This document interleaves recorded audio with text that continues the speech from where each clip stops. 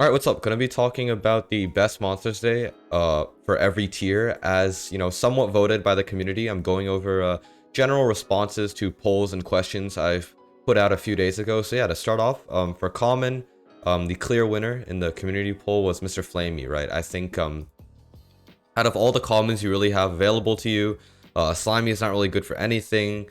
Clyde is only good for decent efficiency farming setups. Grimy is not really good for anything. Sparky's a decent stun early on. Otherwise, he sometimes uses a stun in more like budgety IQT setups. But Mr. Flamey can actually be a really solid clear for the nightmare levels, assuming you are not using CMG, right? Otherwise, CMG, get the gold super fast and just use a Felina or something.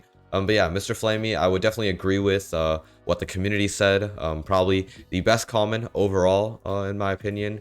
Just has the strongest use as he can be used for nightmare levels, which is a little bit less niche than, Sparky being sometimes used as a stun. And Mr. Flamey also matches the use of Clyde being really good for decent efficiency farming setups as well.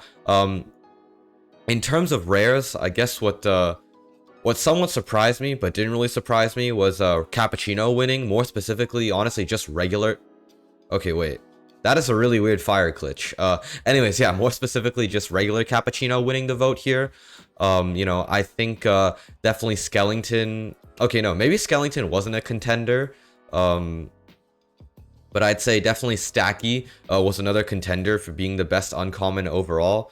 I would say I could definitely see why people chose Cappuccino. I'd say out of all the uncommons that are available to you, Cappuccino is probably the best stun, maybe tied with Fury, because Fury does have AoE stun. But Cappuccino is mainly just like a decent stun, not really used for anything other than that. Even the evolution is just used as a stun. Even in something such as, Volcano Goddess budget farming setups. But yeah, Cappuccino did end up winning. I would say, yeah, the uncommon options are not too great overall. I could have definitely seen Stacky winning as well, because Stacky is a really solid carry for the early game normal levels. But yeah, Cappuccino is not bad, decent stun. All the uncommons I'd say are not really that great, so I guess I somewhat agree with Cappuccino winning, but I also see a viability in Stacky being as strong in some sort of way. Next up for the epics here, there's mainly two clear winners, I would say, and that would be Speedy and Mighty, of course. I would say definitely Speedy was talked about a little bit more than Mighty, because Speedy does still retain use as the game progresses a bit more, as you get access to units such as Hellhound/Ifrit. Even as you get access to units such as Horus, right? Speedy is always going to be used regardless of your setup. Whereas Mighty gets replaced a little bit later on by something such as a Hellhound. But Speedy retains use even on, utility units. You still want to use a Speedy to boost their abilities as well. So I'd say overall, these two totems were the main winners, right? Speedy won a little bit more than Mighty, but they were pretty much agreed on as the two best epics, of course. Again, really solid for your early game level clears. Retains value in the nightmare levels as well. Mighty, Speedy are still going to be your buffs in the nightmare level. So I'd say, yeah, overall, I agree with these two epic options. They are really solid epic monsters overall. Of course, better than all the other epic monsters, as they are the two very important buffers, especially for that early game, mid game, a little bit of late game as well. Speedy's a little bit better. Speedy retains value in the end game, but they're both really strong overall. And I'd say, have the number one spot for best epic monster and number two spot for the best epic monster. Yeah, that's pretty much it for the epics there. In terms of the legendaries here, two main options were presented, or people kind of just said Slime King and Felina were going to be the best legendaries you have you have access to. Slime King is very dominant in the sort of mid to, I guess, somewhat late game area, right? Slime King retains value in elemental challenges as a decent stun overall. Slime King also just retains value even in the nightmare levels. If you're not using him as a carry, he retains value as a stun. Very dominant post JR normal. You're going to be using him pretty much throughout most or some levels from that game stage going forwards, right? So a very solid unit overall. Very good for your first JR hard clear. I think people also talked about Felina a little bit, because Felina is also is an option for your nightmare level clears, right? If you are using CMG, Felina is a good option. Otherwise, use Mr. Flamey.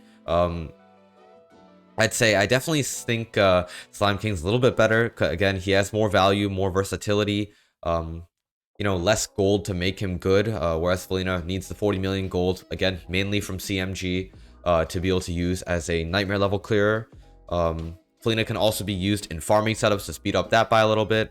But yeah, I'd say Slime King's a little bit better, but Felina's really strong as well. I definitely agree with these two options for the best legendary monsters.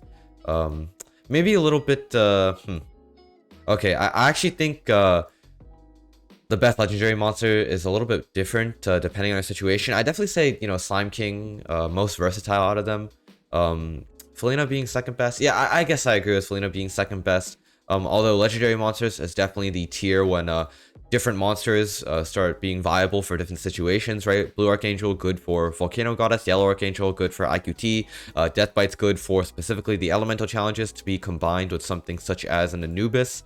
But yeah, overall, I think Slime King and Felina are the best two out of them, and I do agree with the community voting on that.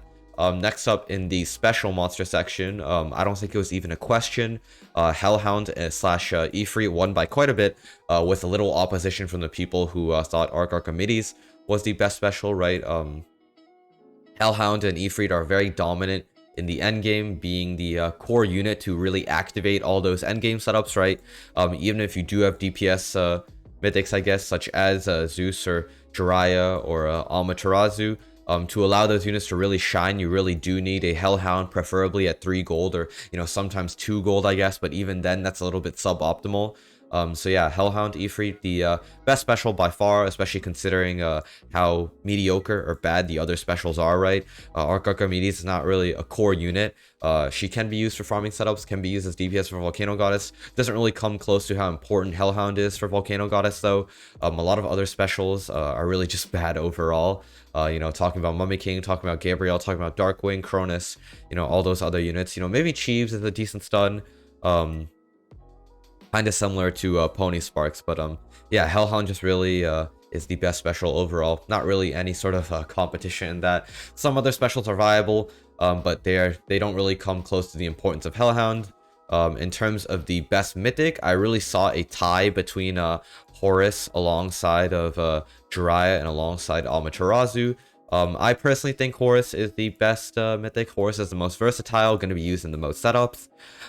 Very strong in farming setups, very strong for elemental setups. I think because Horus is the most versatile, he's going to be the strongest overall. However, I could definitely see why people think Jiraiya is strong, right? Jiraiya is very good for Volcano Goddess, very good for setting up good stalling combos with Zeus in KPR, very good for farming setups, as you see here, because of Jiraiya's ridiculous amounts of range. So I think Jiraiya is really strong. I would say second best mythic in my opinion. In terms of Amaterasu, I think Amaterasu is sometimes a bit overrated when people do say Amaterasu is the best mythic overall. I think people take a look at Amaterasu's damage numbers, you know, especially with the special power combined, and they immediately think Amaterasu is the best mythic. But I think when you really take a look at the situations where that's going to be useful compared to the situations where a speed boost such as Horus is useful, I think Amaterasu is definitely not really a contender for the best monster overall, right? Amaterasu is used in farming setups, not really to the extent or importance of Horus though. Speed boosting more monsters is more important than one global damager, right? Especially with the presence of Jiraiya being sort of the core unit behind the maximum efficiency farming setups. I'd say alongside of Horus, because of Jiraiya's auto attack range. I'd say Amaterasu is definitely not bad, right? Very good for nightmare clears, but Jiraiya can do that as well. Horus can support that very strongly. I'd say definitely Horus and Jiraiya are definitely like number 1, number 2 spots. In terms of Amaterasu being the number 3 spot, yeah, I could definitely see that being the case, but I wouldn't really consider Amaterasu being in the number 1 spot, because Amaterasu is not really going to be the main farming unit. In terms of the elemental challenges, just going to be used for KPR. I guess Amaterasu can be used to speed up IQT farming setups sometimes, so that is still a strong use. But yeah, overall, I still think Horus is the best mythic, but Jiraiya and Amaterasu are definitely really, really solid and strong mythics. That could, you know, maybe be in the number 2, number 3 spots.